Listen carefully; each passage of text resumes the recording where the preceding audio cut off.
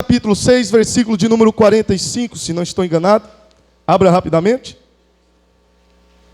Aí o varão é bom. Aleluia. Todos acharam? E logo obrigou os seus discípulos a subir para o barco e passar adiante para o outro lado, a Betsaida, enquanto ele despedia a multidão. Até aqui, tá? Não quero tomar tempo. Glórias a Deus. Pastor, esta água é para mim?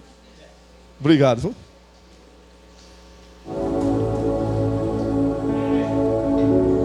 Ô glória, já sinto que Irmão, eu amo caneca, hein? Acho que essa daqui eu vou levar embora. Glória a Deus. Nesta passagem, nós vemos Jesus pedir. E neste pedir, ele está obrigando seus discípulos a passar para um outro lado. Mas o que me chama a atenção aqui é que quando eles vão, Jesus não vai junto. Jesus vai orar. Jesus vai para um momento de oração. E neste momento de oração, Deus nos revela coisas poderosas na nossa vida. O porquê é importante orar. O porquê é importante termos uma reunião particular com Deus.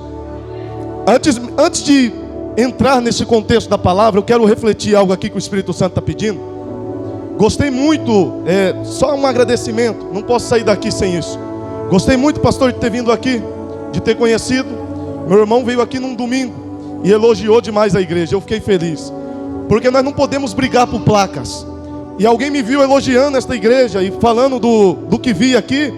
E as pessoas ficou meio apavoradas, dizendo: nossa, você está elogiando outro ministério com tanto carinho. Eu falei: tô, porque no céu não tem placa. No céu tem verdadeiros adoradores.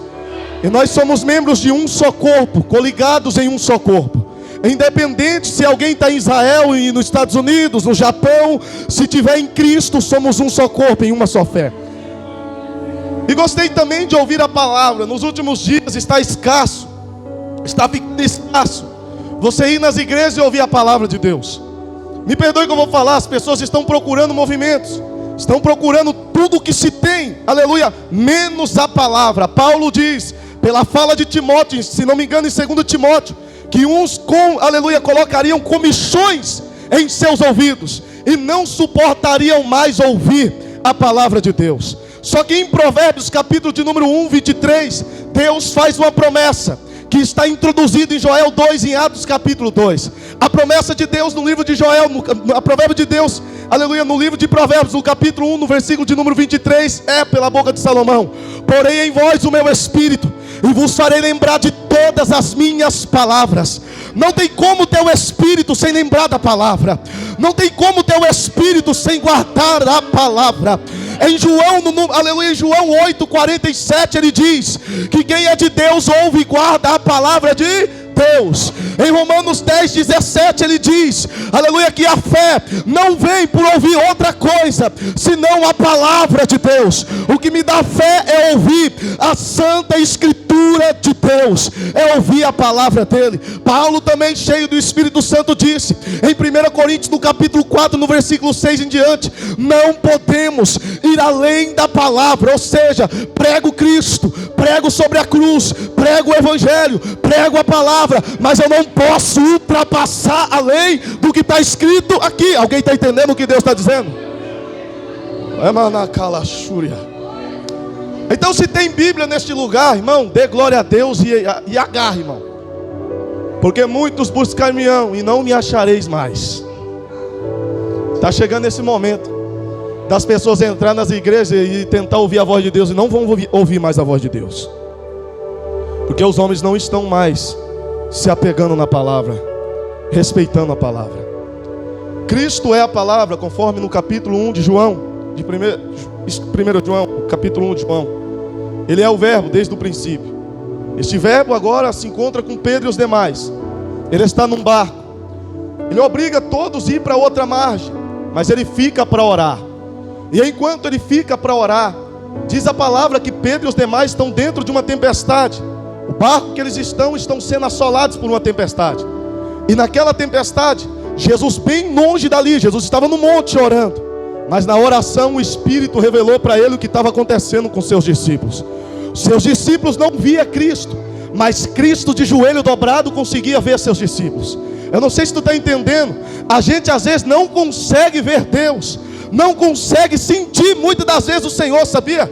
Tem momentos na nossa vida que está tão difícil que a gente fica procurando, cadê o Senhor? Cadê Deus? E parece que Ele não se manifesta, mas em todo momento Ele está vendo cada um de nós. Ele está vendo você, está vendo você. Ele vê a tua luta, vê as tuas lágrimas. E pode ter certeza que enquanto Ele está vendo, Ele não é um Deus que fica parado. Ele é um Deus que se movimenta. E se Ele se movimenta, Ele vai na tua direção nesta noite. Ele vai na direção da tua casa. A matéria, a calachúria. Em Gênesis no capítulo 15, no versículo de número 19. Olha o que Abraão, aleluia, é o que Deus vai escrever. Que Abraão está em um lado, Abraão está em uma terra, Ló está dentro de Sodoma e Gomorra, por conta de Abraão, que tinha uma vida de oração com Deus, uma vida de intimidade. Ló vai ser assolado, ia ser destruído, ia ser morto, mas por causa de Abraão que estava do outro lado. E talvez Ló nem sabia o que estava acontecendo com Abraão. Deus visitou Abraão e avisou para Abraão: eu vou destruir Sodoma e Gomorra, só que tem um parente seu lá dentro. Eu vou destruir aquela cidade, mas tem um parente seu lá. Se eu achar 20 justos, não destrua a cidade. Deus vasculhou a cidade e não achou 20 justos. Correndo, porque eu quero terminar de pregar. Aleluia, já eu começo, calma aí. Deus vasculhou a cidade mais uma vez e não achou mais justos. Ele iria destruir a cidade, mas por conta de um homem que tinha joelhos dobrados do outro lado, Deus livrou Ló. E assim é com alguém que está aqui nessa noite. Enquanto você está aqui, e se você é fiel a Deus, se você tem seus joelhos dobrados no chão, pode ter certeza que enquanto você está aqui, Deus está na sua casa, Deus está na sua família, está dando livramento para alguém que talvez não merecia, mas Ele está livrando por causa do pacto que tem com você. O que me chama a atenção, pastor, é que Deus não tinha pacto com Ló. Deus não tinha pacto com Ló, Deus não tinha aliança com Ló, mas livrou Ló porque tinha uma aliança com Abraão. E sabe o que está acontecendo nos dias de hoje? Tem gente dentro da nossa casa, dentro da nossa família, que zomba, olha para nós e diz assim: cadê o Jesus que você fala que está voltando? Eu estou esperando e até hoje Ele não volta. Eu estou curtindo, estou bebendo, estou fumando e Ele não voltou. Aí Deus está dizendo: você só está vivo porque tem um joelho de pé, tem um joelho dobrado. Você só está vivo porque tem um joelho que me clama. Aleluia.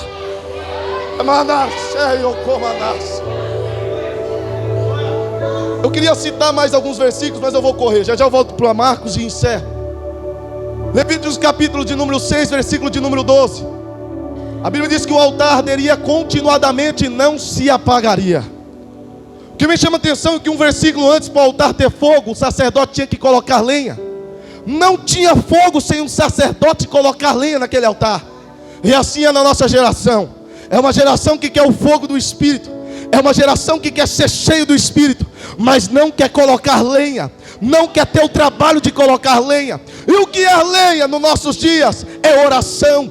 Atos capítulo de número 27, Paulo naufraga na ilha dos bárbaros, e a Bíblia diz que quando ele naufraga, ele vai sofrer de hipotermia, está quase morrendo, mas ele acende uma fogueira, volta lá, coloca lenha naquela fogueira e reacende ela de novo quando ela está se apagando. E eu orando perguntei para o Espírito, falei: Deus, o que o Senhor está tentando dizer para mim nesta palavra? O Senhor me disse: você observou que quando Paulo colocou lenha na fogueira, tinha uma vibra escondida lá dentro, e ela não suportou o calor do fogo. Aí eu falei: como assim, Deus? Deus está dizendo: pouca oração não intimida o inferno, não incomoda o inferno. Mas quando alguém começa a fazer propósito com Deus, começa a se entregar para Deus e colocar lenha no altar, aonde o diabo estiver escondido, ele vai ter que sair.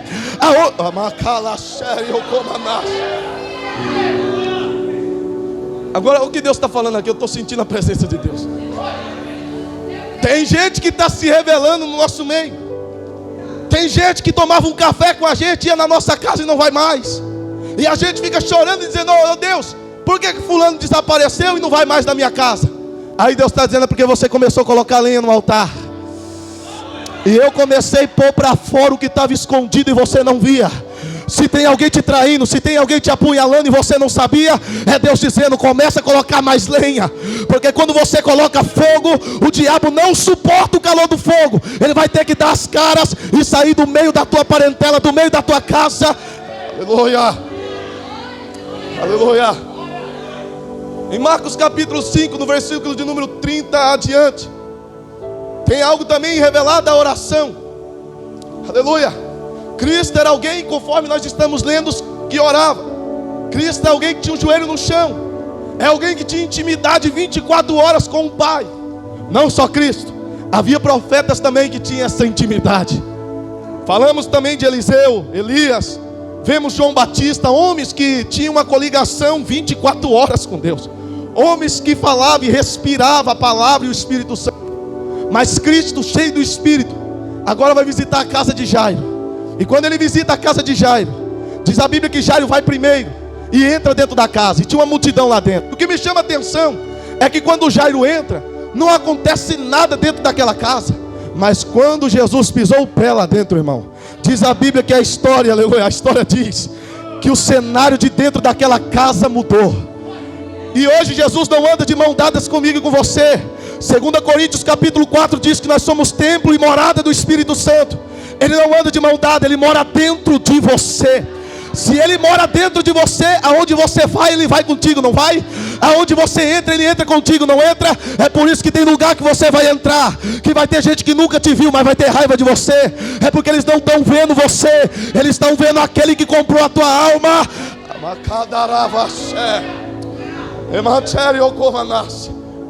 Diz a Bíblia que quando eles olharam para Cristo, e Jesus nunca entra dentro de um lugar sem palavra.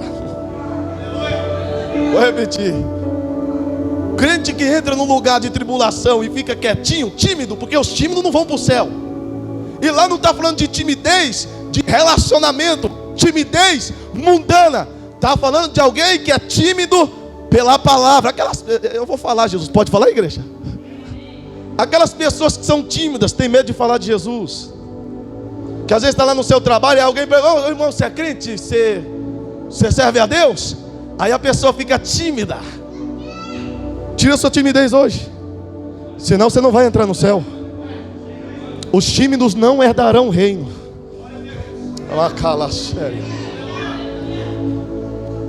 Quem serve a Cristo nunca fica de boca fechada, sempre tem palavra. E quando Jesus entra, estou sentindo Jesus aqui.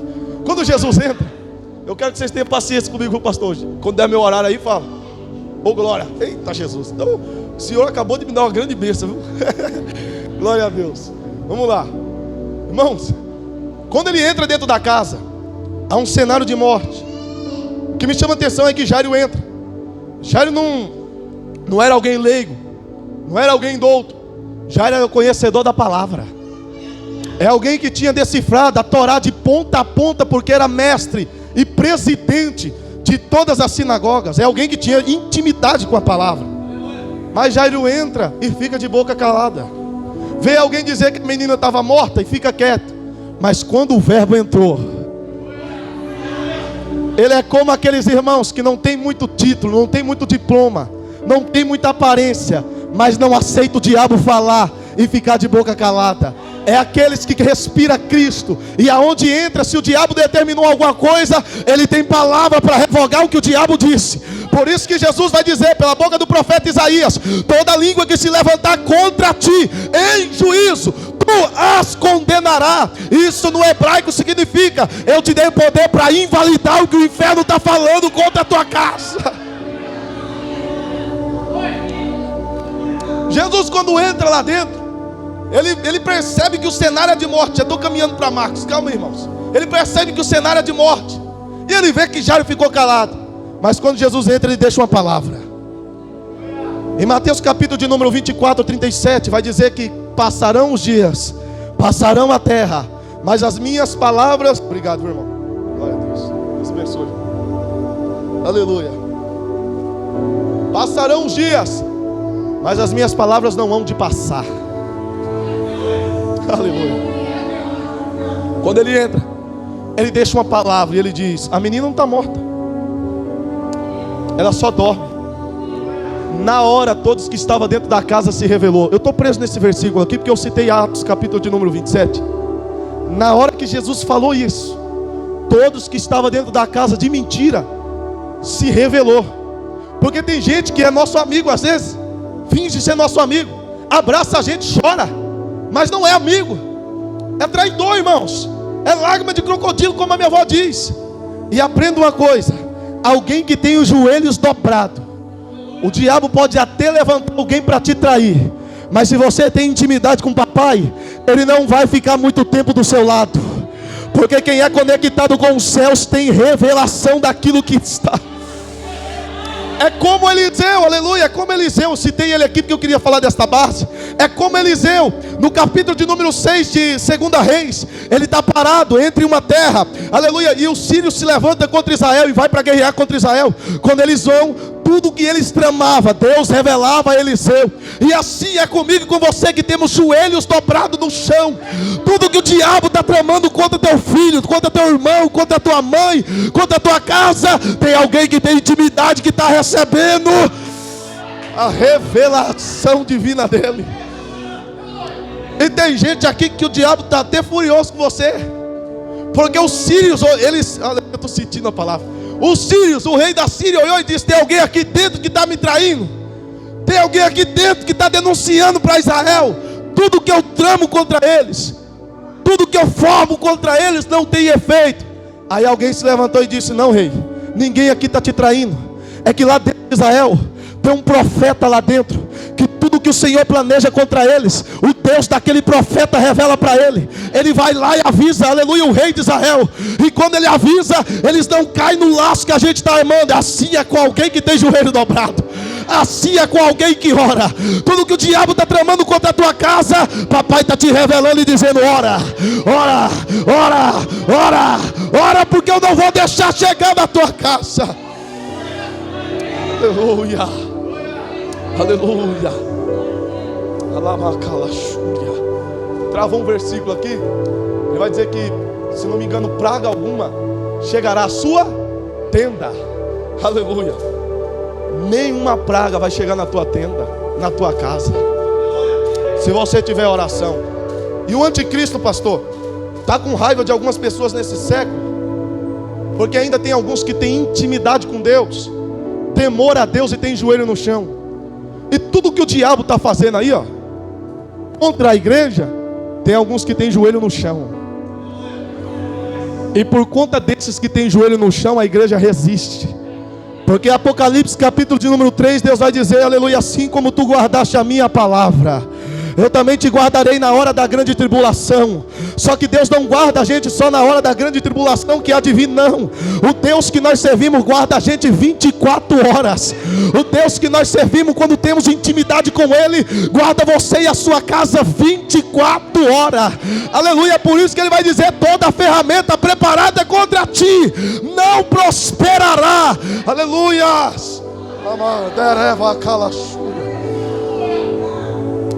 Efésios 3,14.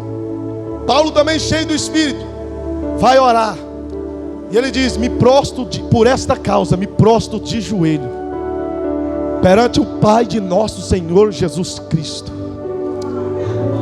Aquele que diz que não merecia a graça porque matou os cristãos, foi um dos que mais recebeu graça no Novo Testamento.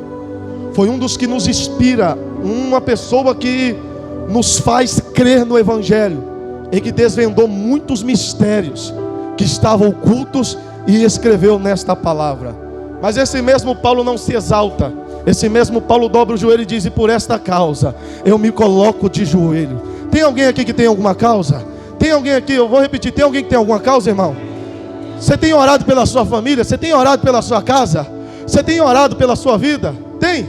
Se você orar, indo para o final, segundo aspecto da oração, Deus nos dá discernimento.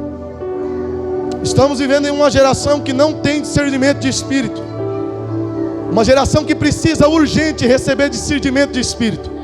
Porque é uma geração que todo mundo que fala em nome de Deus, ele acha que é Deus e acolhe, recebe. Só que nem tudo que vem no nome de Deus é de Deus. Tem muita coisa que eles irão pregar dentro desta palavra, mas irão distorcer esta palavra. Eu vi um deputado no YouTube esses dias tentando pregar a Bíblia, irmão, tentando explicar a Bíblia e tentando acautelar para o lado do LGBT, para o lado do homossexualismo, dizendo que Deus aceita todo mundo do jeito que está. Só que na minha Bíblia diz: vinde a mim todos os que estão descansados, é verdade. Mas depois de vir ele diz: negue-se a si mesmo, tome a tua cruz e me siga. Só que tão pregando um evangelho por aí, pastor, que não estão pedindo para as pessoas tomar a cruz, negar a si mesmo e seguir Jesus, não. Estão dizendo para as pessoas seguir do jeito que está. Eles são pessoas que profetizam no nome dele, ele até cura. São pessoas que pregam no nome dele, ele até se manifesta. São pessoas que falam em línguas no nome dele, ele até faz falar em línguas. Mas naquele grande dia ele vai dizer para muita gente, aleluia: apartai-vos de mim, aleluia, vós que praticai o que? A iniquidade, porque eu nunca conheci vocês. Ele não tem pacto com quem pratica a iniquidade. E se tem uma coisa que nos afasta da iniquidade, é o poder da palavra. E o segundo é a oração. A oração aquece o nosso coração a crer em Deus. É através da oração que temos intimidade a ponto, aleluia, de ter experiências com Deus. Também estamos vivendo em uma geração que não estão tendo experiências com Deus. A gente não está vendo aqueles milagres que a gente via. A gente não vê mais alguém estar no meio do culto e dizer: acabei de ver um anjo aqui e Deus revelou algo. E podia contar os dias, irmão, que Deus ia lá e fazia o que aquela pessoa estava falando. Isso é sinais. Só que para os sinais acontecer, tem que orar. Vamos para a Bíblia de novo. Lembra de Pedro? Pedro está preso. Foi no poder de pregar a palavra que tiraram o Pedro de lá? Não, porque nós aprendemos, pastor, que tem coisa que não é no poder somente de pregar a palavra. Vai ter coisa que é no poder da oração. É Jesus que está dizendo: a casca de demônios, de espíritos imundos, que só serão quebradas com jejum e com orar. Tem demônios que se camuflam e não tem como quebrar eles se não for com jejum e com oração. Aqui fica uma senha para você. Talvez você está passando uma guerra dentro da sua casa. Alguém que está lá está bebendo demais, está fumando demais. Alguém que está lá está se prostituindo. Alguém que está lá, aleluia, está fazendo coisas errôneas, e você perdeu o controle, não está conseguindo ajudar essa pessoa. Deus te convida a orar e jejuar. Deus te convida a descer no joelho. E você vai ver se Deus não quebra, se Ele não muda, se Ele não é transformado. Porque tem coisas que é no poder da oração. Pedro está preso com, aleluia, com mais um discípulo, se não me engano. E a Bíblia diz que quando ele está preso dentro daquela prisão, havia uma igreja que orava. E aquela igreja dobrou o joelho no chão e disse: Senhor, enquanto Pedro não sair de lá, a gente não para de orar.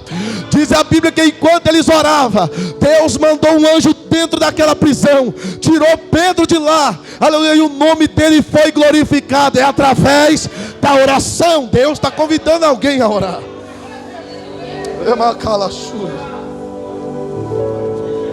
Agora eu vou para o final, porque senão, irmão, eu já deu meu horário aqui, viu?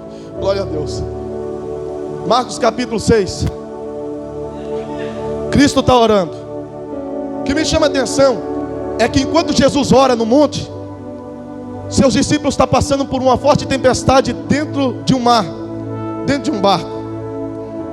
E Jesus está na oração, e Jesus está vendo eles. E eu me lembro de Natanael nesta passagem, sabia? Havia um dia que Natanael estava em um lugar e os seus discípulos de Cristo encontram Natanael e dizem: ei, achamos aquele que Isaías profetizou, achamos o Messias, e ele está andando conosco. E chamaram Natanael para poder ir lá conhecer Jesus. E quando Natanael vai, eu imagino que Natanael estava com dúvida. Natanael não estava acreditando no que os discípulos estavam falando para ele. Natanael estava com dúvida. E quando Natanael chega diante de Jesus, ao poder da revelação do Espírito, Jesus olha para Natanael e diz: eis aí um varão valoroso. Havia um dia que você estava debaixo de uma figueira, e debaixo daquela figueira tu estava frustrado, orando ao meu Pai que está nos céus. E o meu Pai que está nos céus te viu, Natanael. Diz a história que Natanael foi expulso, porque os romanos expulsaram ele, porque ele tinha uma planta do templo. Há várias histórias, eu creio nessa. Ele foi expulso porque tinha uma planta de restaurar o templo. Então viram como ameaça, expulsaram Natanael de lá. Natanael está frustrado e vai orar debaixo de uma figueira. Orando debaixo daquela figueira, Natanael começa a falar para Deus: Deus, frustraram o meu projeto, frustraram, Senhor, aquilo que eu tinha dentro do meu coração. Só que Natanael não recebeu resposta alguma de Deus. Deus ficou calado. E Natanael nesse dia, quando encontra com Cristo, Cristo está olhando para Natanael dizendo: ei, Varão, aquele dia que você orava debaixo daquela figueira, você pode não ter tido resposta do meu pai, mas o meu pai te viu e recebeu a tua oração. O meu pai te via debaixo daquela figueira, e Deus está dizendo para alguém que está aqui: eu te vi quando você chorava, eu te vi quando você clamava, eu te vi quando você falava comigo: Senhor, eu não tenho saído, o que vai ser de mim agora? Eu te vi, Natanael, eu ouvi tua oração. Lucas capítulo 1, versículo de número 13: não temas, porque eu ouvi tua oração. Jesus está agora orando, e ele vê seus discípulos dentro do barco, e Jesus vai a caminho deles, porque Jesus jamais vai ver um filho sofrer e vai ficar de longe olhando. Ele vai no teu encontro nessa noite. Se você clamar a ele, Isaías está dizendo: clama a mim e responder-te-ei, e anunciarei o quê? Coisas grandes, a qual você não conhece. Se você clamar a Deus, Deus vai ao teu encontro nesta noite. Tem gente aqui que está com algumas coisas presas. Deus está querendo te abençoar, Deus está querendo fazer sua vida andar, mas você tem tido longe da oração. Quanto tempo faz que você não fala com Deus? Pastor, tem gente que dobra o joelho e só faz assim: Pai, obrigado pelo dia, pela noite, e vai dormir. Não ora, não agradece. E Deus está dizendo: tem coisas que está parada, que só vai voltar a andar se você voltar a orar. Porque enquanto você ora, eu dou sustentabilidade para aquilo que está nas suas mãos. Porque oração é ter intimidade, é uma reunião que temos com Ele. Êxodo capítulo 3 diz que quando o povo orou, a oração que eles fazem é mais forte porque eles clamavam. Deus ouviu o clamor daquele povo e olhou para eles e disse: ouvi o clamor deste povo, e levantei no meio deles um homem para tirá-los de dentro do Egito. Quando alguém clama, Deus tira de dentro da prova. Quando alguém clama, Deus tira de dentro do lugar de lágrimas. Quando alguém clama, Deus tira de dentro do lugar de sufoco, de aperto. Deus vai ao encontro e tira você daquele lugar. Ele dizendo para alguém que está aqui nessa noite: se você clamar, eu vou tirar você de dentro desse sufoco, diz o Senhor. Só que em Jó capítulo 16, a Bíblia diz que gritos vazios Deus não ouve. Significa que Deus não ouve quem não tem propósito. Eu falei isso na igreja esses dias, e a igreja estava lotada como aqui, e teve muita gente que olhou para mim com a cara de limão azedo, irmão, porque eu falei uma coisa. Eu falei: irmão, gritos vazios Deus não ouve. Ou seja, Deus não vai dar um carro para você fazer forró, fazer funk. Deus não vai dar uma casa para você fazer balada, levar todo mundo para beber lá dentro. Se você está buscando isso, você vai ficar anos e anos buscando, e Deus não vai te dar. E se vir, ou é do suor do teu rosto, ou é o diabo que está te enviando para você se desviar, sair fora dos caminhos de Deus. Deus não pode te dar nada que te tire da presença dEle. Deus não vai te dar alguma coisa que te afaste dEle. Tudo que Ele colocar nas tuas mãos vai te aproximar dEle. Eu estou sentindo Jesus, tem mais 10 minutos, glória a Deus. Colossenses capítulo 3, só para mim entrar nesse contexto e ressaltar isso. É por isso que é melhor viver no pouco, irmão, mas ter a presença, do que ter um carro, está cheio de ouro e de prata, e não ter mais a presença de Deus. Havia um grupo de crentes que estava confrontando Paulo e dizendo: nós fomos crucificados também com Cristo. Colossenses capítulo 3, versículo 1, 2 e 3. Nós também morremos pela fé, também estamos em Cristo. Aí Paulo olhou para eles, e Paulo viu que eles só estavam buscando aquilo que era da terra, mas eles não tinham conexão com os céus. Aí Paulo olha para eles e diz assim: vocês não foram crucificados com Cristo, porque se fossem crucificados com Cristo, buscaria as coisas celestiais e não as terrenas. Pensaria nas coisas celestiais e não nas terrenas. Por que pensaria tendo pensamento? Deus está dizendo, porque o próprio Paulo diz que nós temos a mente do Espírito, a mente de Cristo, que é o Espírito Santo que está dentro de nós. E qual é o trabalho do Espírito? Fazer a gente ter conexão com Ele, lembrar da promessa dEle, lembrar que Ele morreu, ressuscitou ao terceiro dia e vai voltar para nos buscar. Essa é a missão do Espírito, é nos preparar para a volta dEle, que está breve para acontecer. Jesus vai ao encontro dos demais. E quando Jesus vai, aqui eu encerro, Pedro não reconhece de cara. Na lógica, Pedro pensa que é um fantasma, porque Jesus está longe. E aqui eu aprendo uma coisa: antes de Jesus aparecer, a visão de Pedro estava na tempestade, que iria matar ele.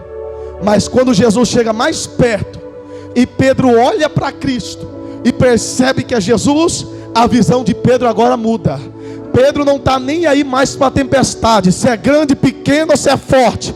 Pedro está focado em Jesus. E aqui eu aprendo um detalhe: quando estamos focados em Jesus, focado na cruz de Cristo, pode vir a tempestade que for, vai até balançar você e balançar a tua casa, mas você não vai abandonar a presença dele, não vai deixar ele. É Mateus capítulo 7 que está dizendo isso.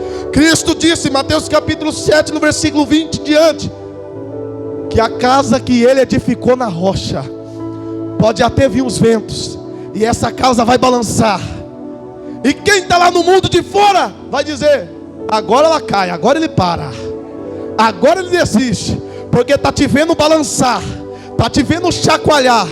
Mas a tua estrutura não é o homem, a tua estrutura não é a terra, a tua estrutura é Deus. E você pode estar até balançando pela tempestade, mas a estrutura te garante vida e não te deixará sair da presença dele, porque é a presença que nos movimenta. Eu me lembro da mulher do esquife. Ela acaba de perder o marido, tinha perdido o filho.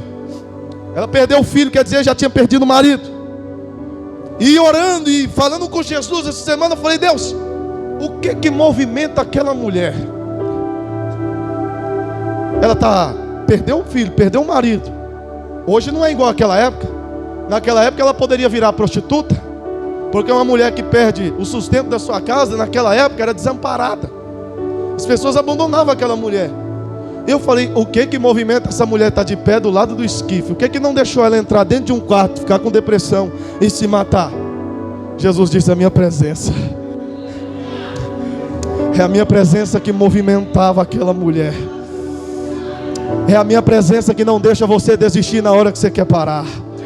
Tem gente que está olhando para a sua vida e está dizendo, da onde você tira essa força? O que te faz ser tão forte que você não se entrega, que você não entra em depressão e se mata? O que está te deixando de pé? O que te faz ainda te manter de pé? Aí Jesus diz essa noite, é a minha presença. É a minha presença que movimenta você, que te faz estar de pé. É a minha presença que te guarda e todos os dias te dá sustentabilidade. É a presença dele que é combustível da sua vida. E enquanto a presença dele estiver na sua vida, pode fazer macumba quem quiser contra você, contra a tua casa, mas não vai te destruir. Encerrando, quando Pedro vê Cristo, Pedro tira o foco da tempestade e foca somente em Jesus. E é isso que Jesus quer que nós fazemos. Focamos nele. O mundo está aí com seus arguilhões, o mundo está aí com tudo que se tem contra nós. Mas se eu estiver olhando para a cruz, se eu estiver crendo na promessa, eu sei que tem crente que não acredita na promessa que Jesus vai voltar. Os sinais estão aí, e breve ele vai voltar. E se você acreditar na promessa dele, que breve ele vai voltar, pode vir o que quiser contra a tua casa, não vai derrubar você e nem a tua família. Paulo vai mais além, diz, se tu crê que Cristo morreu e ressuscitou de dentre os mortos, você e a tua casa será salva. Se você crê no Evangelho de Cristo, Ele vai salvar você, e através de você, Ele vai salvar a tua casa e a tua família. Só resumindo, eu não sei aqui como é que o pastor faz, os irmãos ficam de pé no final, é isso? Pode ficar de pé, irmãos. Há 6 anos atrás, eu comecei um ministério dentro da minha casa. Eu estava afastado, e Deus enviou um pastor, primo meu, da Deus e Amor, na minha casa. E naquele dia que ele foi na minha casa para orar, ali começou um ministério. Abrimos uma célula na minha casa. E eu me lembro que Deus usou alguém para dizer assim, que toda a minha família ia servir ao Evangelho. Só que eu olhava na minha família, tinha um pior do que o outro, irmão. E eu zombava e dizia, não tem como. Não tem como esses aí mudar, esses aí não mudam não. Não tem como. E começou uma célula dentro da minha casa. Deus estreitou para o meu lado. Meu primo teve que voltar para a cadeia, porque ele matou muita gente no Uziel ali nas antigas. E depois de 10 anos convertido, julgaram a causa dele, ele está preso até hoje. Está para sair já. Julgaram ele e sentenciaram ele pelo passado dele. E aí eu pensei, Deus vai enviar um ancião aqui para a igreja, alguém para poder ficar na igreja. Porque tinha muitos velhinhos lá que era pastor, presbítero. Um velhinho olhou para mim e disse assim: ô jovem, é você mesmo que vai ser pastor dessa célula aqui. Eu falei: não, irmão, você está de brincadeira. O velhinho olhou para mim, pastor, e disse assim: você vai ser pastor dessa casa. E para você saber que é Deus, você orou ontem e você disse: Deus, o meu sonho é ser pastor. E de fato eu tinha orado, irmão. Na hora eu me arrependi de ter feito aquela oração, porque eu sabia o trabalho que aqueles irmãos davam. E Deus começou o ministério. Resumindo nesses 3 minutos, Deus começou um ministério dentro da minha casa. Comecei a pegar firme, comecei a mergulhar na palavra de Deus, orar, jejuar, e Deus foi trazendo um por um da minha casa. Hoje, pela graça de Deus, eu consegui alcançar mais de 40 familiares meus. Estou indo para 50. Nessa semana tem 2 para batizar. Tem 2 tias minhas que saiu do catolicismo, tiramos elas de lá de dentro, trazemos para Cristo, e elas vão se batizar essa semana. E se eu te dizer que quem se arrependeu e batizou nas águas foi os piores, que eu dizia que nunca ia sair de lá, são pastores hoje. Hoje eles servem a Deus tão firme. Minhas tias mesmo que me botavam para correr quando eu ia pregar lá, elas tinham um cabo de vassoura que elas batiam em mim e botavam para correr de lá. No outro dia eu voltava de novo, eu não desistia. E Deus está dizendo para alguém aqui: não desista da tua família. Vão batendo em você, não desista não, irmão. Eu ia lá todo dia, pastor, 3 horas da manhã, dizia: eu vim aqui para poder levar meu tio para o monte. Ele vai para o monte comigo. Minha tia saía de lá apavorada, faltava cuspir fogo, dizia: não, você não vai tirar meu marido daqui não. E eu falava: vamos, ele vai para o monte. Ele falou que ia e eu vou levar ele. E a gente ia para o monte. Não deu um mês, meu tio falou: eu quero aceitar Jesus, quero me descer as águas. Quando meu tio falou que queria aceitar Jesus e descer as águas, essa minha tia, que era uma onça, Deus quebrou o coração dela também. E ela disse: eu quero me batizar também, quero servir a Deus.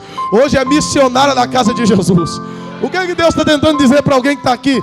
Não desista da tua família, da tua casa, porque aqueles que você não dá nada é os que Deus vai usar. Pedro disse que aonde abundou o pecado, superabundou a graça de Deus. Aonde o pecado está instalado é aonde Deus vai usar para poder pregar a palavra dele. Aplauda o nome de Jesus aí, queridos.